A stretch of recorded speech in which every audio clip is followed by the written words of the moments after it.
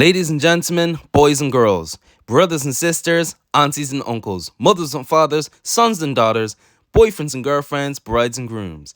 This is your Captain Murky Aviation here, and welcome to another trip report where I'll be heading back from Heathrow to Dublin with the same airline and the same aircraft. Now, the reason why I held this up for around 2 months is because I had a lot going on. I was making infinite flight videos as well as working and going on more trips so I can document on this channel as well. So that's the reason why it took me a little longer to get this video up and running. But yeah, today, again, I'm going to be flying back to Heathrow, well, to Dublin from Heathrow on the Aer Lingus Airbus A320neo. And yeah, I mean, I'm only going to be documenting the part of Heathrow, but the rest of the flight is going to be the same old, like what it was at the start of my trip report where I flew to Heathrow. So yeah, before we go into this, I want you guys to like this video. Ryanair, slam that subscribe button, hit the notification bell for the notifications, and without further ado, let's get straight into the nitty and gritty, shall we?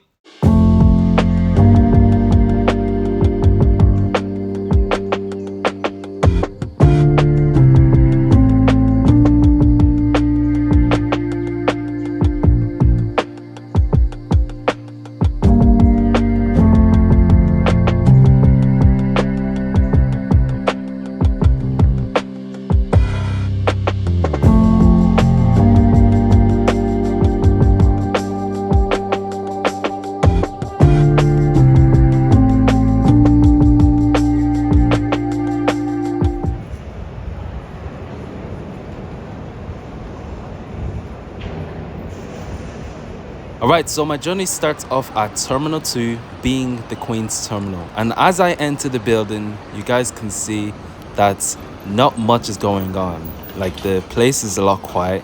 Not many people are crowded or anything like that. I mean, I do have to say, the layout is a lot different to what it was in Dublin. Like, it's completely different. Like, you can see in the video, it speaks a lot of words. I then headed off to the Aer Lingus check-in area to receive my ticket, tag my bag, and then dropped it off to the belt. 15 minutes later, after passing through security, I am finally airside. And here's what the airside section of Terminal 2 looks like. The layout is pretty much the same as Terminal 5, but I mean, when you look at all the facilities that you can do, it feels like you just want to live at that terminal. I'm not gonna lie to you. This terminal is like a shopping mall. Pretty much you can buy clothes, you can buy phones, you can buy anything your mom, your father, your sister, whoever in this terminal as well. So yeah, I mean, you got a JD right in front of you, like, come on. I mean, even though it was made in Manchester, it's got it here as well. So yeah, I approached towards the departure boards, and as you guys can see, many departures departing out of Heathrow Airport. And as I pan, at the very bottom of the list, you can see my flight number EI-169 departing at 16:50 in 24-hour time. Alright, so now that I have over 2 hours before I board my flight, it is time for me to take a walk around Terminal 2 and just see what the terminal is all about. So yeah. The first place I headed off to is the B gates, where you'll see 2 United Airlines parked and loaded there. I got there by using the escalator all the way down to the floor under the ramp area. This walk took me under 5 minutes with the aid of the moving walkway, which is a light work for me as it is similar to walking from the Starbucks at Terminal 1 to the 100 gate or the Ryanair gate at Dublin Airport. So Terminal 2, or the Queen's Terminal, was opened in June of 2014, which is 9 years ago, having only 2 concourses, being Concourse A and Concourse B. Both concourses facilitate airlines that are part of the Star Alliance, like your Lufty Jets, your Swiss Cheese and Chocolates, Evaporated Air, Egypt Air, Singapore, United, TK Maxes, etc., and etc. As well as non-alliance airlines being Ice Air, JetBlue, Logan Air, Sky Express, Eurowings, and my national home country airline, Aer Lingus. Another thing that is similar to the walkway in Dublin is that they also have timelines showing different highlights from each eras, like the Concorde in the 70s and Heathrow's first A380 in the 2010s. We finally arrived at the B gates, and first impressions, it's a lot spacious and quiet, as the A gate.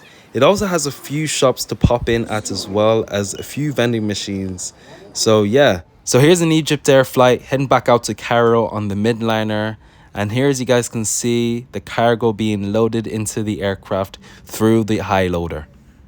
Ain't that sensational? And here are some more views of the other side of Concourse B, as you guys can see, with the United 767-300 being parked, as well as some other BA aircrafts, you know, just parked there as well. There really isn't much going on with this Concourse except for just viewing planes. So with that being said, let's just head back to Concourse A. And back at Concourse A, you can see that I've just grabbed myself a bite to eat before my flight, which was worth the chompage. And it is time for me to head back to my gate. And as I was walking towards my gate, I encountered an Emirates A380 taxiing past the terminal. I would have went for it, but I was like, do you know what?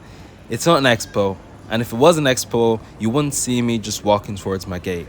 I'm telling you, I would have been running for it, sprinting like Usain Bolt. Anyways, here I have arrived at gate A21, which is where my flights will be using for boarding. And arriving at the gate is my return ride, being the same A320neo with the registration of Echo India November Sierra Alpha. This was the same registration that was shown in Aer Lingus' 30-second video clip of their introduction of their new aircraft. But anyways, they had its first flight on the 25th of January 2022 and was supposed to be delivered to Smart Avia, but unfortunately, the Russia and Ukraine war and the sanctions happened, resulting in CDB Aviation liaising it and keeping it for the time being up until Aer Lingus acquired it in September, which ultimately led to its first official flight from Dublin to Heathrow as EI-152 back on the 28th of that month, making it, at the time, 1.3 years of age, but now 1.5 years, because we're in August. Whenever the airline brings in their new aircraft, they also have the tendency to name their aircrafts after their saints. So this one is Saint Thomas or Niamh Thomas. And just like Aiden, Thomas also fell into the same situation where it had no loading technology at the time, forcing the ground staff to load the bags manually as a loose flight up until now, where the bags are now into the bins being loaded into that aircraft. So boarding has begun by boarding passengers who have Air Club or have priority boarding, and then boarding passengers like myself with non-priority.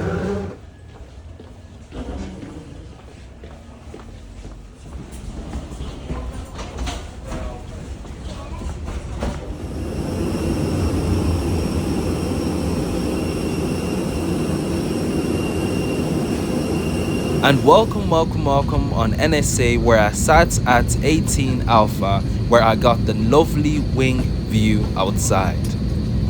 So this plane comes in a 3-3 configuration, starting from row 2 all the way down to row 31. Alright, so quick seat tour, starting off with the same old crappy legroom, especially when stretched out, along with a small seat pocket with a bit of stain, an adjustable tray table extending inwards and outwards. Safety card shown at the front, along with no gum when opening it. Praise the Lord, but this is what it looks like when it's opened. And when closed at the back, this is what it looks like. At the panel above your head, you got a reading light and an air vent to get some air. Whilst the ground staff gradually docks the jet bridge into its normal position, let me give you the rundown on how this flight went. So the flight started off by pushing back, taxiing and departing out of the westerly runway 9 right, making a right bank turn to the west, flying over Wales at 32,000 feet. Shortly after, the plane then descended over the Irish Sea, making a left turn over Bray, forming its approach into runway 10 left at Dublin. So yeah, that's it from me. I hope you guys enjoyed the cinematics, the plane spotting, this takeoff, and I'll see you a lot when I get into the air. Take care.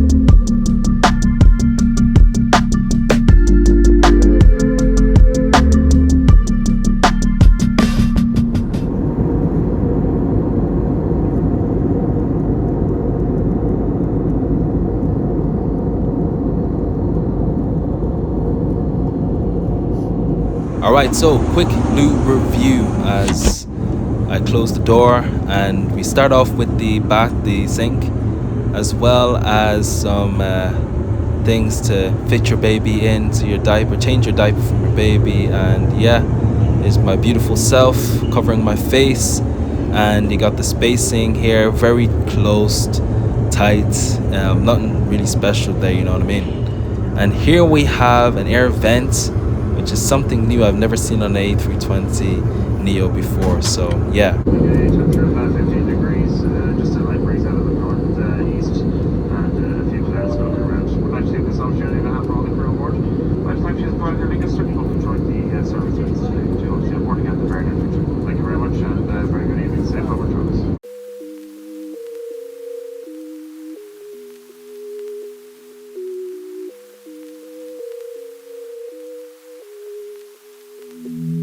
And here's a nice light snack. You got some potato crisps and a dairy milk chocolate bar and a bottle of water.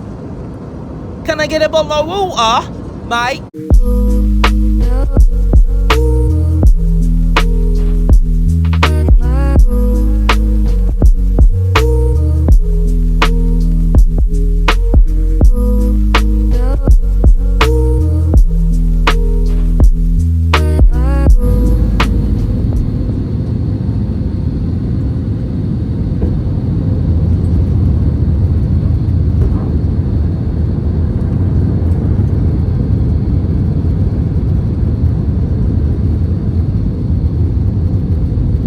Ladies and gentlemen, we are now on our final approach into Dublin Airport. Please make one final check that your seatbelt is securely fastened.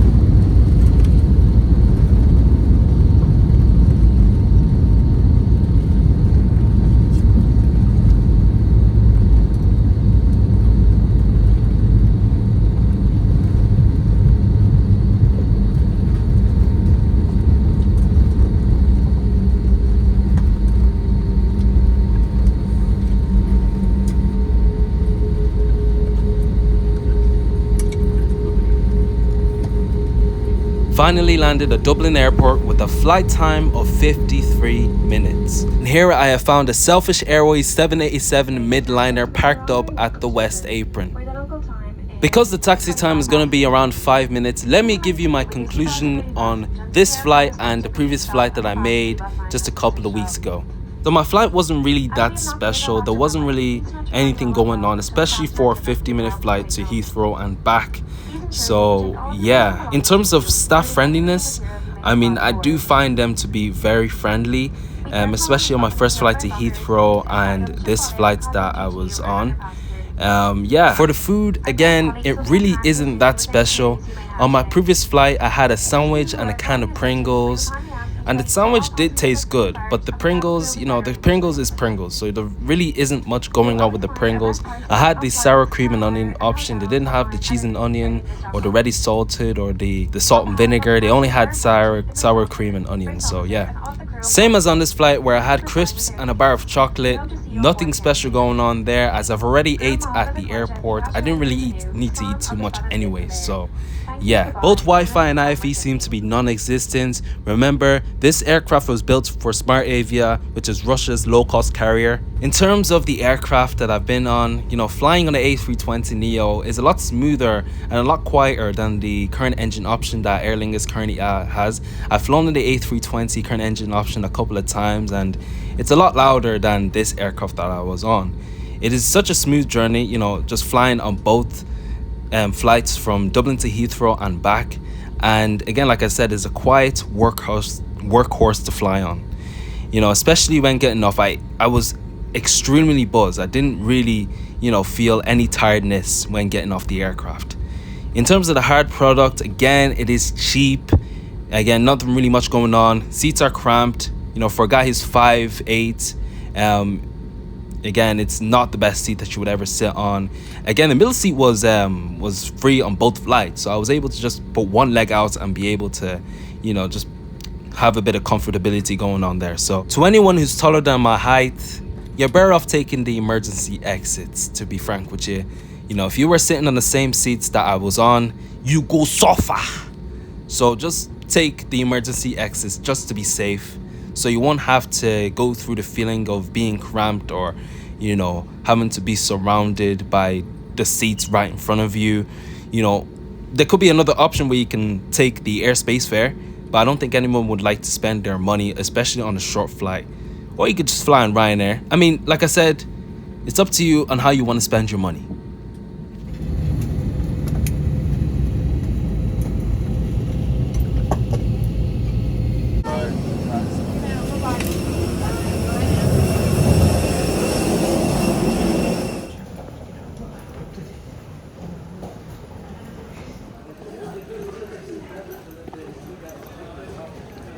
Right, so that's it for today's trip report. I hope you guys enjoy it, and if you have, please do not forget to hit that like button right there, slam that subscribe button, hit that notification bell if you guys will be notified to more of my uploads. As well as that, share the video to your friends, your families, your brothers and sisters, your girlfriends, your boyfriends, whoever likes aviation like me.